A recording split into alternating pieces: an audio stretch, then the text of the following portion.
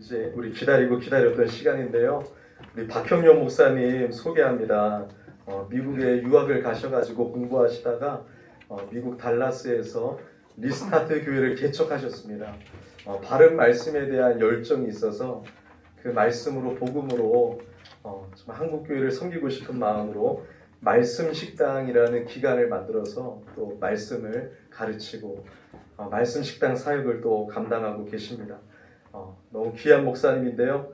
우리 목사님 나오셔서 하나님의 은혜를 입은 들풀이라는 제목으로 말씀 전해주시겠습니다. 여러분 은혜 받으시길 바랍니다.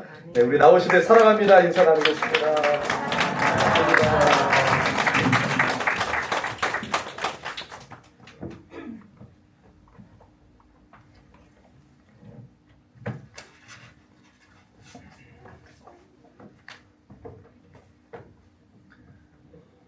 사랑합니다.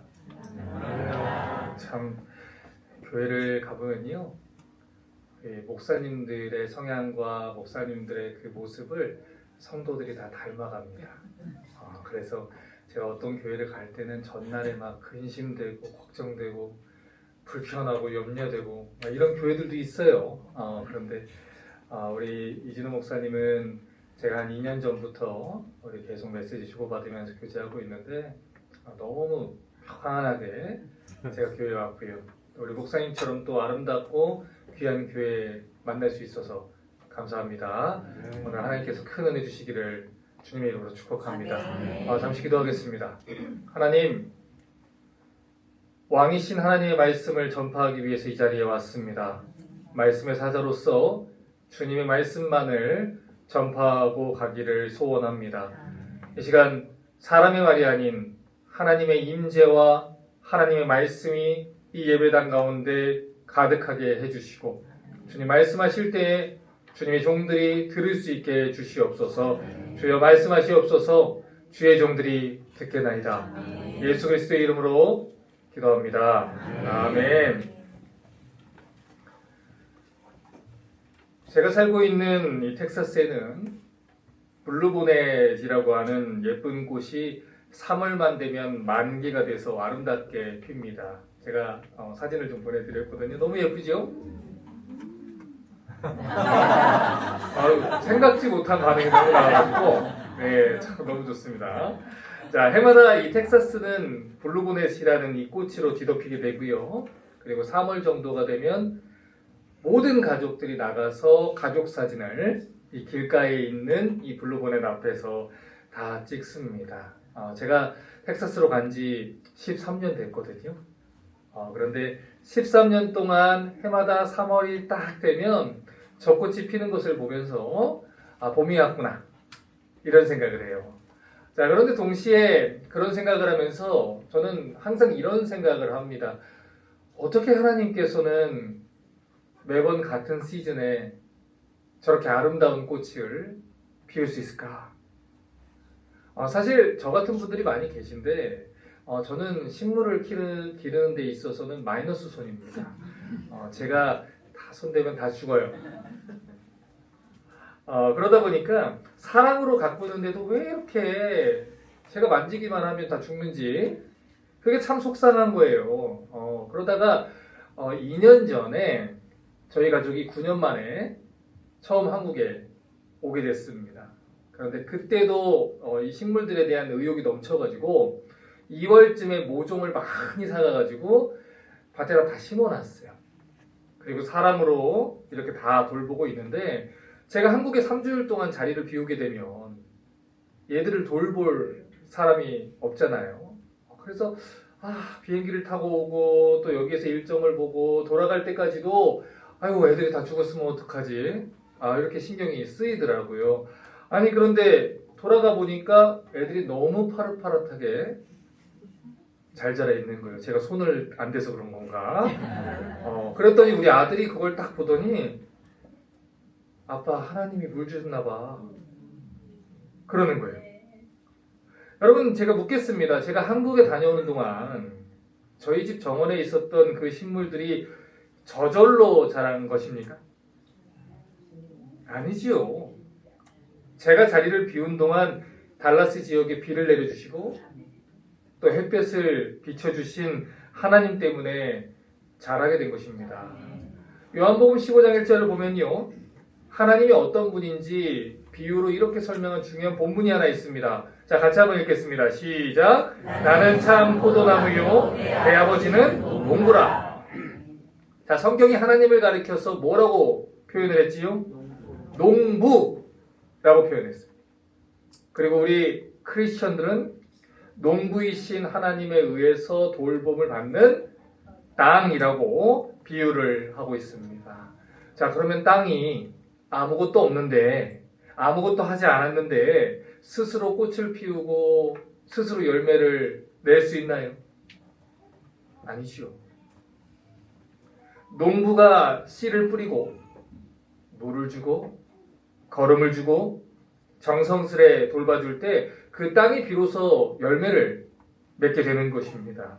자, 그런데 오늘 예수님께서는 하나님을 어떤 존재로 비유를 합니까? 농부라고 비유를 했다는 거예요. 예수님 당시에 이스라엘의 문화는요, 우리 한국 사람들의 문화와 굉장히 비슷합니다. 명예 문화예요.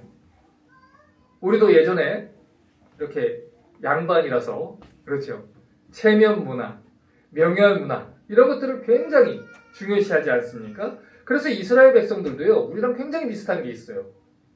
명예를 얻는 것을 목숨보다 중요하게 여기고요, 수치를 얻는 것을 너무너무 싫어합니다. 그래서 누군가가 맡은 일을 잘 해내면 그 사람은 명예를 얻는 것이고, 맡은 일을 해내지 못하면 수치를 얻는 것이 그 사회의 문화였어요. 자, 그러면 물어볼게요. 농부는 어떻게 명예를 얻겠습니까? 농사를 잘해야지요. 자기에게 주어진 땅에서 이왕이면 값이 비싸고, 그리고 아주 효율 좋은 작물들을 잘 길러낼 때 농부는 명예를 얻는다는 거예요. 자, 그런데 오늘 읽은 이 본문을 보면요, 어딘가 좀 이상한 농부의 모습을 우리가 발견하게 된다는 것이죠. 마태복음 13장 31절과 32절 다시 한번 보겠습니다. 또 비유를 들어 이르시되 천국은 마치 사람이 자기 밭에 갖다 심은 겨자씨 하나 같으니 이는 모든 씨보다 작은 것이로되 자란 후에는 풀보다 커서 나무가 되매 공중의 새들이 와서 그 가지에 깃들이느니라. 자, 한 농부가 자기 밭에다가 겨자씨 하나를 옮겨 심었습니다. 그런데 그 작은 겨자씨가 심긴 후에는 자라나서 모든 나물보다 커지고 큰 가지를 내서 이 공중의 새들이 거주할 만큼 커졌다는 것이지요. 많은 사람들이 이 겨자씨 비유를 해석을 할 때 이 겨자씨가 엄청나게 커졌다라는 내용에만 초점을 두는 경향이 있습니다. 하나님 나라가 그만큼 폭발적으로 성장하는 힘을 가지고 있다, 이렇게 해석을 하는 것이죠. 자, 물론 이 본문이 하나님 나라 확장에 대해서 이야기하는 것도 맞아요. 그런데 사실 이 비유가 가지고 있는 메시지는 그게 다가 아닙니다. 이 본문이 가지고 있는 메시지를 그 당시 문화적 배경과 더불어서 같이 해석을 하면요, 훨씬 더 깊은 해석과 은혜를 우리가 누릴 수 있어요. 자, 오늘 본문이 겨자씨 비유 아니겠습니까? 그러면 겨자씨가 뭔지를 먼저 알아야 됩니다. 자, 지금 화면에 이제 보시는 이 겨자씨가 이 머스타드 시드라는 겨자씨죠. 그런데 이 겨자씨가 땅에 심겨서 자라게 되면요, 꽃을 피워요. 노랗게 핀, 너무 예쁘죠? 이 겨자꽃을 피우게 되는데요, 이 겨자꽃은 팔레스타인 땅에서, 특히 이스라엘 갈릴리 지방에서 굉장히 도처에서 볼 수 있는 아주 흔한 들풀입니다.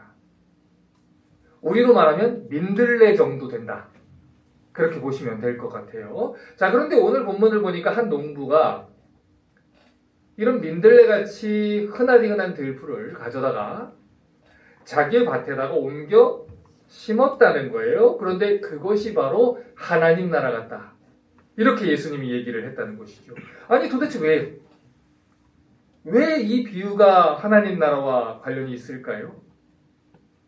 방금 전에 말씀을 드렸듯이 이 겨자꽃은요, 예수님 당시에 이스라엘 땅에서 아주 흔하게 볼 수 있었던 들풀이었습니다. 그 말은 그 누구도 이 겨자꽃을 얻기 위해서 겨자씨를 자기 밭에다가 심는 사람은 아무도 없다라는 뜻입니다. 밭에 나가면 천지에 깔린 게 겨자꽃이에요. 여러분 중에 민들레꽃이 예쁘다고 집에다가 민들레 옮겨 심는 사람 있습니까? 없잖아요. 그냥 나가서 후두둑 따오면 되는 거를 뭐하러 그걸 가져다가 집에다가 내 밭에다가 심겠습니까? 게다가 예수님 당시에 이스라엘은 어디의 식민지였죠? 로마의 식민지였어요. 땅을 다 뺏겼습니다. 대부분의 사람들이 다 로마의 소장농이 됐고요. 그나마 남아있었던 그 땅이 있었던 사람들도요. 땅이 굉장히 귀했기 때문에 그 땅을 이용해서 최대한 실용적이고 효율적인 열매들을 심는 것이 상식이었다는 거예요. 그러면 포도나무나 감람나무나 이런 것들을 심어서 열매를 얻고 파는 것이 당연한 상식입니다. 그런데 그런 어려운 시대에 어떤 사람이요, 자기의 땅 하다가 들풀을 가져다가 심은 거예요.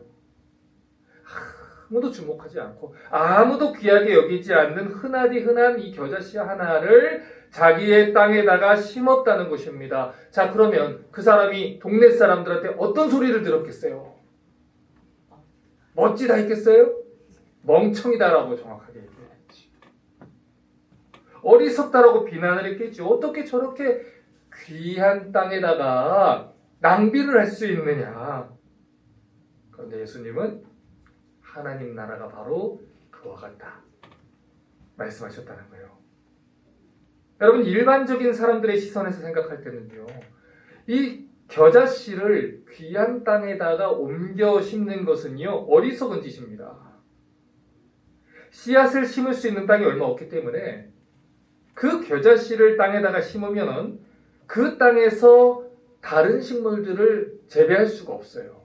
그러면 그 땅을 낭비하게 되는 것과 같은 것이지요. 자, 그런데 이 겨자씨의 입장에서 보면 어떻습니까? 오늘 이 겨자씨는요, 제가요? 이 말도 안 되는 선택을 받아서 주인의 밭에 옮겨 심겨진 거예요. 들꽃으로 있을 때는요, 누구도 주목하지 않아요. 누군가가 꺾어버려도, 누군가가 짓밟는다 해도 돌볼 존재가 없는 들풀에 불과했는데, 주인의 땅에 옮겨 심어지고 그 밭의 주인이 관심을 가지고 돌봤기 때문에 완전히 달라진 가치를 가지게 되는 것이죠. 물론 다른 사람들에게 있어서 여전히 그 겨자씨는 쓸데없이 옮겨진 들풀에 불과합니다. 여전히 다른 사람들에게 있어서 이 겨자씨는 어리석은 주인의 선택 때문에 우연히 심겨진 존재에 불과할 거예요. 하지만 그럼에도 불구하고 이 겨자씨는요, 주인의 밭에 심겨졌다는 이유로 특별한 가치를 갖게 됩니다. 왜 그렇습니까? 주인이 무엇을 했기 때문에? 선택을 했기 때문에. 여러분, 방금 전에 1부 예배 끝나고 목사님하고 잠깐 교제하는데 딸기를 주시더라고요. 딸기가 참 맛있어요. 여러분, 복받은 땅에서 살고 계시는 거예요. 딸기가 맛있잖아요. 처음 텍사스를 도착을 했는데요, 저희 아내가 딸기 팬이거든요. 그런데 코스트코에 갔는데 딸기가 막 너무 실하고 빨갛고 예쁜 거예요. 그래서 그 딸기가 향기가 너무 좋아서 아내가 막 킁킁대면서 그거를 한국은 이 과일값이 비싼데 텍사스는 과일값이 싸서 4팩을 사들고 집에 들어왔어요. 그런데 텍사스의 딸기의 별명이 뭔지 몰랐던 거예요. 딸기 향이 나는 채소. 그래서 텍사스에서는 초콜릿에다 찍어 먹어요. 그 이후로요, 딸기 안 사 먹습니다. 그냥 오이 먹어요. 그러니까 누군가가 한국 품종의 딸기를 가져왔다라고 얘기를 하면요, 그 딸기는 너무너무 대단한 취급을 받게 되는 거예요. 자, 그러면 생각해 보세요. 여러분, 겨자씨를 밭에다가 옮겨 심었다고 해서 그 겨자씨가 귀한 딸기로 모종이 개량되는 게 아니에요. 겨자씨는 여전히 겨자씨일 뿐이에요. 그냥 필요하면 들에 가서 따오면 되는 것이지 굳이 나의 밭에다가 옮겨 심을 필요가 없다라는 것이죠. 게다가 그 겨자씨가 다른 수많은 겨자씨들 중에서 특별하게 반짝거려서 선택을 받아서 온 것도 아닙니다. 그것은 그냥 주인이 선택해서 옮겨 심은 것 뿐이지요. 자, 그러니까 오늘 본문에 나오는 이 겨자씨가 주인의 밭에 심겨진 이유는 분명한 거예요. 주인이 뭘 했기 때문에? 선택했기 때문에, 주인이 그렇게 하기로 작정했기 때문에 그 겨자씨가 귀한 가치를 부여받게 됐다는 것이죠. 자, 그런데 이것이 바로 성경이 이야기하는 하나님 나라의 구원의 선택과 원리라는 거예요. 이것이 바로 성경이 말하는 하나님 나라 은혜의 원리라는 거예요. 주인의 땅에 심겨진 그 겨자씨는요, 겨자씨 자체에 특별한 가치가 있어서 선택을 받은 게 아닙니다. 겨자씨가 주인의 땅에 옮겨 심어질 수 있었던 이유는 오로지 주인의 선택에 따른 것뿐이고요. 이 겨자씨의 가치는요, 오로지 주인과의 관계에 따라서만 가치가 존재한다는 거예요. 다시 말해서 이 겨자씨의 가치는요, 절대로 주인과 분리해서는 존재할 수 없다는 뜻입니다. 그런데 그것이 하나님 나라의 원리이고 구원받은 성도와 농부이신 하나님의 관계라는 거예요. 성경은 구원받은 우리가 이 겨자씨와 같다고 얘기를 합니다. 들풀과도 같았던 우리가 하나님 나라에 심겨져 옮겨지게 된 것은요, 그 이유와 가치가 우리에게 있어서가 아니라는 거예요. 다시 말해서 하나님이 우리를 선택하셔서, 하나님이 우리를 사랑하셔서, 하나님이 우리를 당신의 사랑의 나라에 옮겨 심어주신 것 뿐이지 우리에게 주어진 이 구원의 근거는 우리 자신에게 달려있지 않다는 겁니다. 골로새서 1장 13절과 14절은요, 이 원리에 대해서 정확하게 얘기를 해요.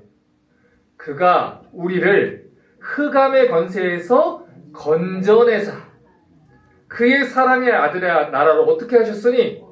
옮기셨으니, 옮겨 심어주셨으니 그 아들 안에서 우리가 속량, 죄사함을 얻었도다. 성경이 말하는 우리라는 존재가 어떤 존재입니까?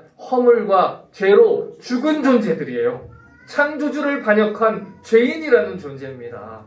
흑암의 권세 아래에 놓여 있었던 죄의 종으로 살아갔던 그 누구도 돌아보지 않는 들풀과도 같은 존재였다는 거예요.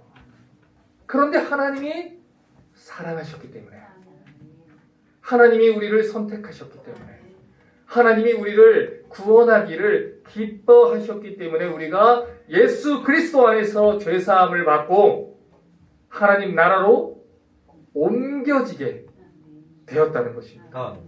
그래서 에베소서 2장 8절은 이렇게 말하지요. 너희는 그 은혜에 의하여 믿음으로 말미암아 구원을 받았으니 이것은 너희에게서 난 것이 아니요 하나님의 무엇이다? 선물이라. 우리는 이렇게 얘기해요. 믿어야 돼. 믿어야 돼. 믿음이 없어서 그래. 믿으면 돼. 더 굳게 믿어야 돼. 그런데 성경은 말해요. 아니야. 너희가 그 은혜에 의하여 믿음으로 말미암아. 우리가 믿게 된 것이 무엇 때문이에요? 은혜 때문이라는 거예요. 그러니까 옆에 믿지 않는 남편들 믿어 이런다고 믿어지는 게 아니에요. 우리에게 무엇이 필요해요? 은혜가 필요한 거예요. 그러니 믿지 않는 배우자, 믿지 않는 자녀들, 믿지 않는 우리의 가족들을 위해서 뭘 해야 되는? 기도해야 되는 거예요. 하나님 뭘 달라고? 은혜를 달라고. 은혜를 부어달라고. 주님의 나라로 옮겨 심어달라고. 하나님 말씀과 하나님의 은혜를 보게 해달라고. 눈을 뜨게 해달라고. 귀가 열리게 해달라고. 하나님 말씀의 마음을 열게 해달라고. 성경은 말해요. 우리가 무엇인가를 잘해서가 아닙니다. 우리가 대단한 일을 해서도 아닙니다. 하나님이 우리를 선택하셨기 때문에, 하나님이 우리를 자녀 삼아 주셨기 때문에, 하나님이 우리를 사랑해 주셨기 때문에, 우리가 하나님 밭에 심겨진 은혜를 입은 거라는 거예요. 오늘 본문을 보십시오. 한 사람이 자기 땅에 겨자씨를 가져다가 옮겨 심었다라고 얘기를 합니다. 이 가치없는 들풀을 심으려고 자기 밭을 깨끗하게 준비를 해놓으신 거예요. 그것이 우리에게 주어진 구원입니다. 하나님 베푸신 은혜입니다. 값어치를 따졌다면 포도를 심어야지요. 차라리 올리브나무를 심어야지요. 그런데 들에 있는 가치 없는 겨자씨 같은 나를 선택하셔서 당신의 나라로 옮기셨다는 거예요. 로마서 5장 6절은요. 우리가 어떤 상태에 있을 때 하나님이 우리를 하나님 나라에 옮겨 심었는지 이렇게 얘기합니다. 우리가 아직 어떨 때? 연약할 때. 무슨 뜻이에요? 하나님을 향해서 선한 열매라고는 낼 수 없는 상태일 때, 가치 없는 삶을 살아갈 때, 세상의 가치에 흔들리고 세상 사람들과 별 다른 것 없이 하나님 이런 나를 왜 구원하셨나요? 그 이전에 기약대로 약속하신 대로 그리스도께서 이 경건하지 않은 자를 위해서 죽으셨도다. 로마서 5장 8절은 또 언제 우리가 하나님 사랑을 받게 되는지 말합니다. 우리가 아직 어떨 때? 죄인 되었을 때, 하나님을 안다고 하면서도 창조주 하나님을 대적할 때, 하나님을 안다고 하면서도 지난주 주일에 말씀을 받고 말씀대로 살아가겠습니다라고 하고 똑같은 범죄하며 주님의 이름을 땅바닥에 내치는 그 삶을 사는 우리, 그 이전보다 그리스도께서 우리를 위해서 더 빨리 죽으셨다는 거예요. 하나님이 우리에 대한 자기의 사랑을 증명해내셨다. 또 로마서 5장 10절은 언제 하나님의 은혜를 입었는지 이렇게 말합니다. 곧 우리가 어떤 때에? 원수 되었을 때, 하나님의 원수로 행할 때, 단순히 무관심하게 살 때가 아니라 적극적으로 하나님을 대적하고 하나님의 십자가 원수로 사는 그때에 그의 아들께서 죽으셨다. 그래서 하나님과 화목하게 되었다. 여러분, 성경은 한결같이 얘기를 한다는 거예요. 우리는 우리 마음밭이 부드러워서 구원을 받은 게 아닙니다.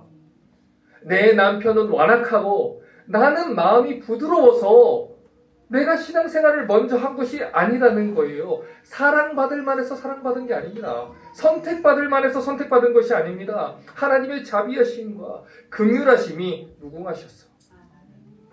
그분이 먼저 우리를 찾아와 주시고, 그분이 우리를 설득하시고, 그분이 우리를 기다려 주시고, 그분이 우리를 그 은혜를 베풀어 주셔서 우리의 구원이 이루어진다는 거예요. 여러분, 예수님이 이 땅에 오셔서 주로 만난 사람들이 어떤 사람들이었지요? 세리들, 죄인들, 창녀들, 소경, 나병 환자, 중풍병자, 혈루증 여인, 이런 사람들이었습니다. 사회에서 도태되고 천대받는 사람들이었어요. 그 누구도 주목하지 않는 사람들이었어요. 어떤 사람들은 하나님께 저주받았다고 조롱을 받는 사람들이었어요. 그런데 그런 사람들을 예수님이 찾아가셔요. 그리고 당신의 나라에 심어주셨다는 거예요. 세력과 힘으로 시대를 바꾸려고 하셨다면 대제사장을 만나서 설득을 하고 로마의 황제를 만나서 이스라엘을 놓으라 하고 집권층과 권세 잡은 자들과 똑똑하고 열심 있는 자들과 부하고 능력 있는 자들을 선택하는 것이 옳았을 것입니다. 그것이 훨씬 더 효율적이고 효과적인 방법이었을지 몰라요. 그런데 예수님은 그렇게 하지 않으십니다. 하나님 나라를 확장하는 예수님의 방법이 무엇입니까? 겨자씨 같은 나를 이 땅에 심어서 나로 인해서 복음이 전파되게 하는 것입니다. 나를 보아라. 주인의 밭에 심겨진 나를 보아라. 주께서 나를 주목하셨다.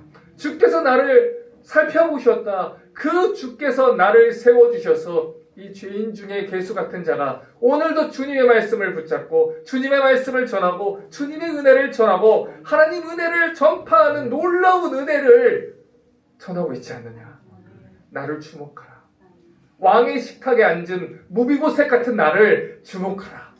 세상이 보는 절름발이 같은 나를 주목해라. 하나님 은혜에 하나님의 그 사랑에 완전히 잠겨있는 나를 주목하여 회개하여 너도 하나님 자녀되라. 그것이 하나님 나라가 확장되는 방식입니다. 방금 전에 제가 유대 문화는 명예 문화라고 했습니다. 체면 문화라고 했습니다.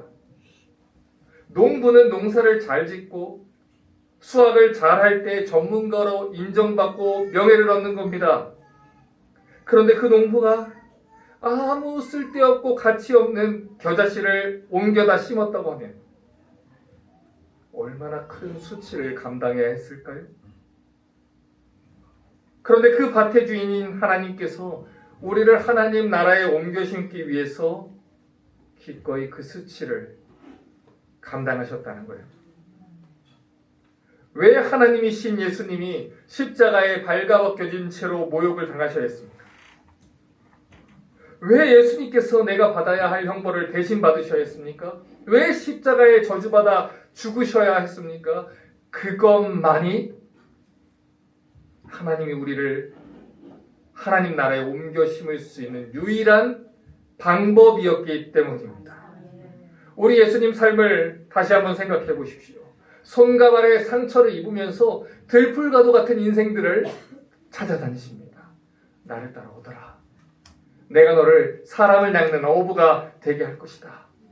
들풀과도 같은 존재임에도 불구하고 하나님을 떠나 범죄한 자들임에도 불구하고 심지어 예수님을 3번이나 부인하고 모른다고 저주했던 베드로 같은 죄인들을 다시 찾아가셨어.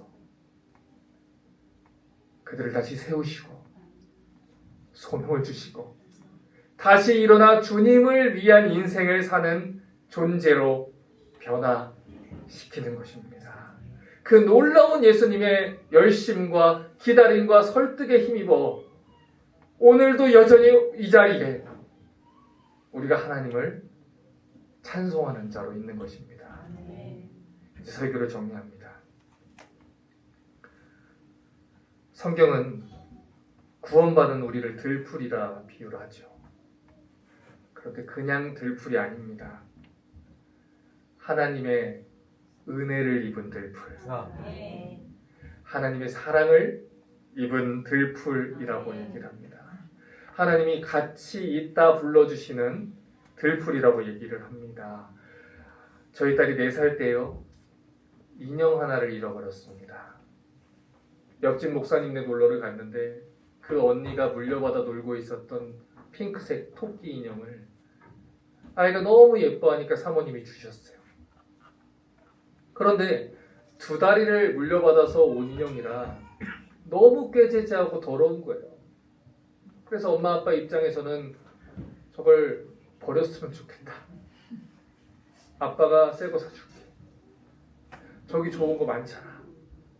그런데 딸이 이름도 깡총이라고 직관적으로 지어놓고 그 인형이 없으면 잠을 자지 못하는 거예요. 여러분, 분명히 제가 보는 인형하고요, 제 딸이 보는 인형은 같은 인형이잖아요. 그런데 같은 인형을 바라보면서 제가 정한 가치는 저 쓰레기 같은 인형 갖다 버렸으면 좋겠다라는 것인데 제 딸이 정한 가치는 저와 완전히 달랐다는 거예요. 제가 보기에는 가치 없는 누더기 인형입니다. 그런데 같은 인형을 바라보면서 저희 딸은 다른 어떤 인형들과도 바꾸지 않는 보물로 여겼다는 거예요. 여러분, 이게 무슨 뜻이냐면 가치라는 개념은요, 언제나 비싸고 사치스러운 세상 사람들이 내리는 가치하고 동일하게 존재하는 것이 아닙니다. 쉽게 말해서 그게 비싸다고 해서 나한테 귀하고 싸다고 해서 귀하지 않은 게 아니라는 거예요. 여러분, 예를 들어서 여러분 중에 자녀들이 어렸을 때 그려준 그림이나 자녀들하고 사진 찍었던 앨범이나 이런 것들을 다른 어떤 것보다 귀하게 여기시는 분이 분명히 있을 것입니다. 저희 교회 어떤 집사님은 집이 불이 나면 제일 먼저 들고 뛰려고 현관 앞에다가 앨범들을 갖다 두셨대요. 그럼 불이 나면요, 귀금속을 챙겨가지고 뛰었대요. 그런데 왜 앨범을 가지고 뜁니까? 거기에 뭐가 부여됐어요? 가치가 부여됐다는 거예요. 여러분, 근데 하나님이 우리를 사랑하신 이유가 그와 같다는 거예요. 하나님이 우리에게 무엇을 부여하셨기 때문에? 가치를 부여하셨기 때문에, 하나님이 우리를 선택하셨기 때문에, 우리를 위해서 대신 죽으시고 당신의 사랑의 나라로 옮겨 심어준 거라는 거예요. 여러분, 우리 아버지들, 어머니들 왜 자식들을 위해서 아침부터 밤까지 수고하십니까? 여러분, 저도 고등학교, 중학교 아들, 딸들이 있어요. 우리도 쉬는 거 좋은 줄 압니다. 우리도 맛있는 거 압니다. 우리도 우리를 위해서 쓰면 더 많은 걸 할 수 있는 거 알고 있습니다. 그런데 왜 그 아이들을 위해서 아침부터 밤까지 먹을 거 안 먹고 누릴 거 안 누리고 그렇게 헌신하며 살아갑니까? 사랑하기 때문에. 내 자식이라는 가치가 부여했기 때문에, 여러분, 그것이 바로 하나님이 우리를 위해서 십자가에 죽으신 이유라는 거예요. 가치가 없었다면 죽지 않았습니다. 가치가 없었다면 이 땅에 오시지 않았습니다. 가치가 없었다면, 내가 정말 세상이 말하는 것처럼 가치 없는 존재라면 생명의 주께서 발가벗겨진 채로 모욕을 감당하고 우리를 주님의 나라의 땅에 심겨주지 않았다는 거예요. 세상에 속지 마십시오. 우리는 하나님 나라 백성입니다. 세상은 우리가 무엇을 가졌는지, 우리가 뭘 이루어냈는지에만 관심이 있어요. 세상 나라는 우리가 시험에서 몇 점을 받았는지, 어떤 대학 졸업했는지, 어느 직업을 가졌는지, 연봉이 얼마인지, 어떤 집에서 살고 있는지, 어떤 학군에서 지금 살고 있는지, 어떤 차를 지금 타고 있는지, 저 사람이 들고 있는 백이 무엇인지, 세상은 우리 커리어와 우리가 이뤄낸 일들에만 가치를 두고 우리를 판단을 합니다. 하지만 하나님 나라는 그렇지 않다는 거예요. 왕이신 하나님이 우리를 평가하는 기준은 세상 나라와 다르다는 거예요. 하나님이 먼저 우리를 사랑하십니다. 우리가 자녀를 낳았어요. 그 자녀가 처음 태어납니다. 여러분, 처음 태어나면요, 예쁩니까? 안 예쁩니다. 이상하게 생겼어요. 꼬물꼬물거려요. 예쁘면 하지 않아요. 애가 이상해요. 그런데 그 아이가 너무 사랑스러워요. 왜 사랑스럽습니까? 내 새끼라서 사랑스럽습니다. 왜 우리가 하나님 앞에 가치를 갖습니까? 하나님 자식이라서 그렇습니다. 하나님 자녀라서 그렇습니다. 거울을 봤을 때 객관적으로 차은우냐 박형용이냐 차은우인데, 그럼에도 불구하고 하나님 눈에 내가 사랑스러운 이유는 내가 하나님의 자녀이기 때문이라는 것입니다. 로마서 5장 8절 다시 봅니다. 우리가 아직 죄인 되었을 때, 형편없을 때 그리스도께서 우리를 위하여 죽으셨다. 하나님이 우리를 위해서 죽으시고 우리에 대한 자기의 사랑을 어떻게 하셨다? 확증하셨다. 더 이상 뭘 어떻게 증명합니까?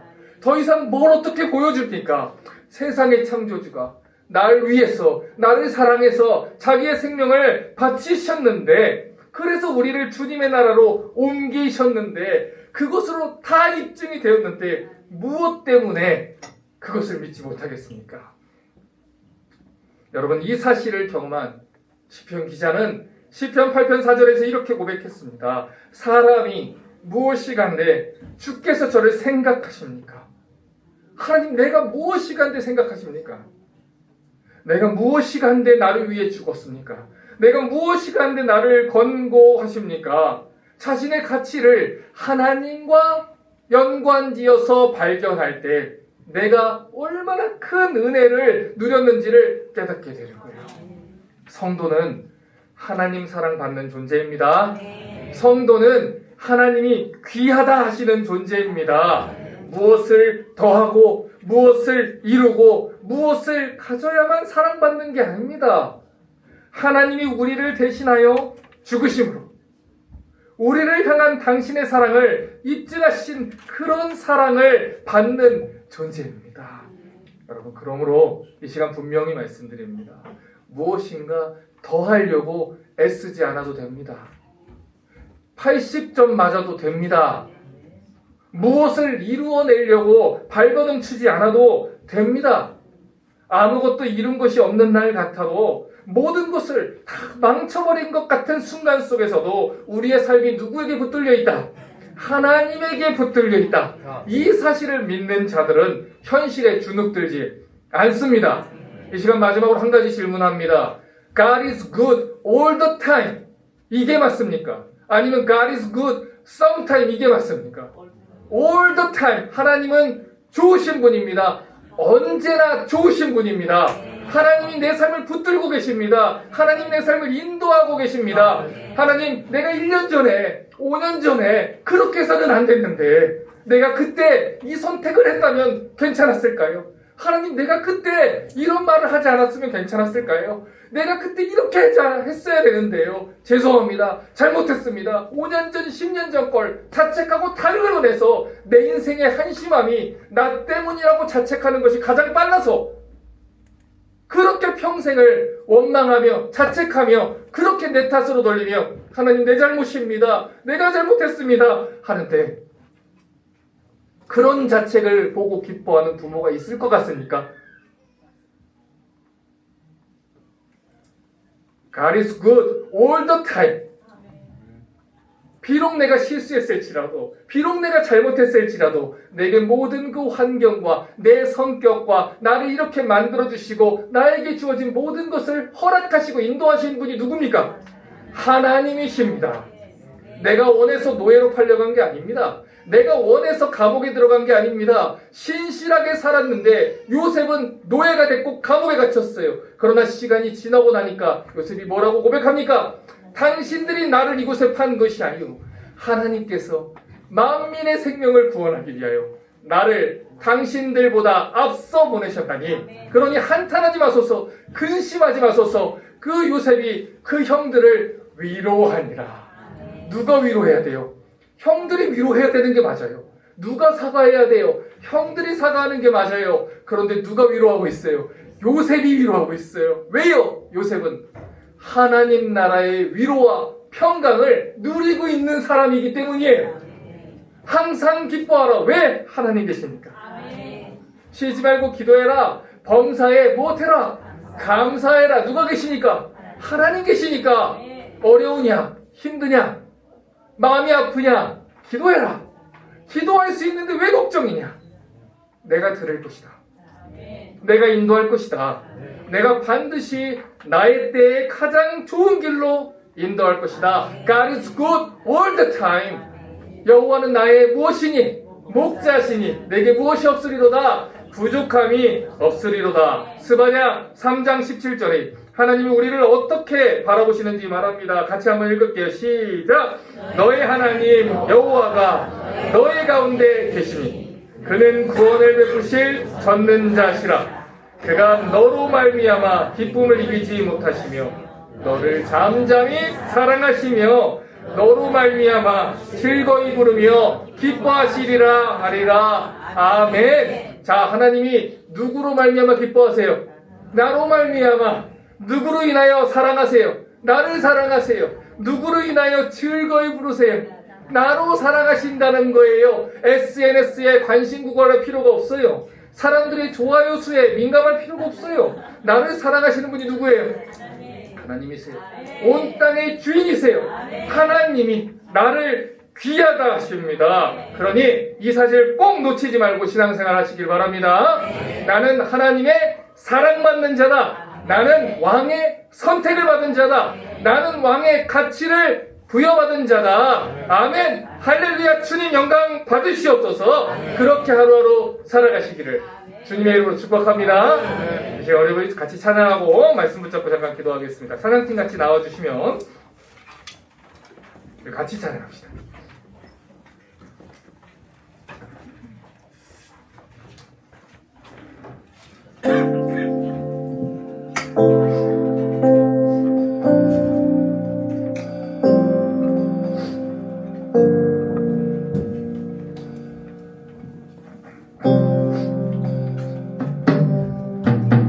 내가 가장 후회하지 않는 일, 예수를 따르는 일, 예수를 따르는 일, 내 금을 버리고 내 금을 버리고 내 사랑을 뒤로 하고 나를 부르신 주님과 동행하는 일, 주님과 동행하는 일, 나의 평생에 소원하는 일, 소원하는 일, 예수를 닮아가는 일, 예수를 닮아가는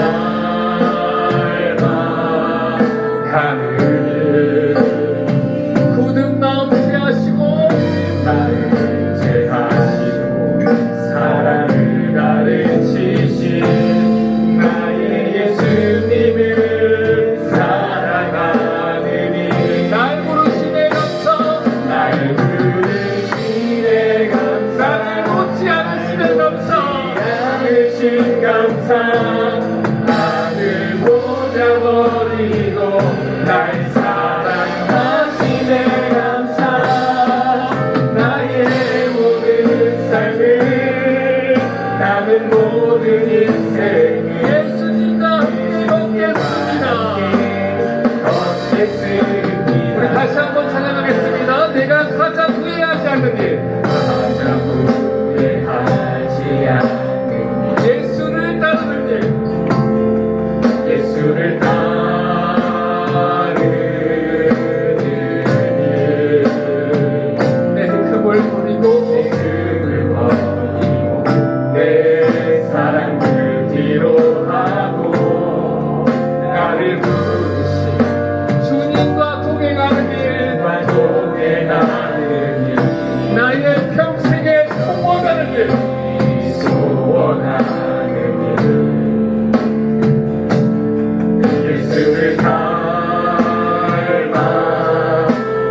일, 굳은 마음 취하시고 굳은 마음 제하시고 사랑을 가르치신 나의 예수님을 사랑하는 일, 날 부르심에 감사, 부르심에 감사, 날 놓지 않으신 감사, 나를 보자 버리고 날 사랑하심에 감사, 나의 모든 삶을 남은 모든 인생을 예수님과 함께 걷겠습니다. 날 부르심에 감사, 날 부르심에 감사, 나를 놓지 않으심에 감사, 않으신 감사, 나를 보자 버리고 날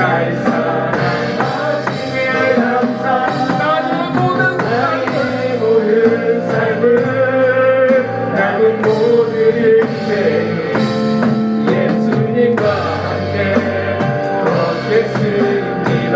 우리 주님께서 물어보십니다. 내가 나를 사랑하느냐, 내가 나를 사랑하느냐, 내가 나를 사랑하느냐,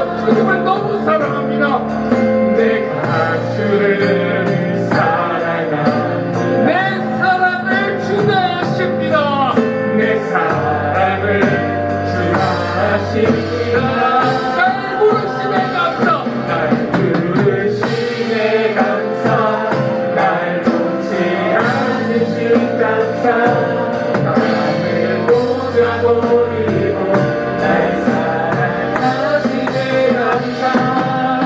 나의 모든 삶을, 나의 모든 인생을 예수님과 함께 걷겠습니다. 한 번 더 찾아갑니다. 날 부르심에 감사, 부르심에 감사, 날 놓지 않으신 감사, 나를 보자버리고 날 사랑하시네 감사.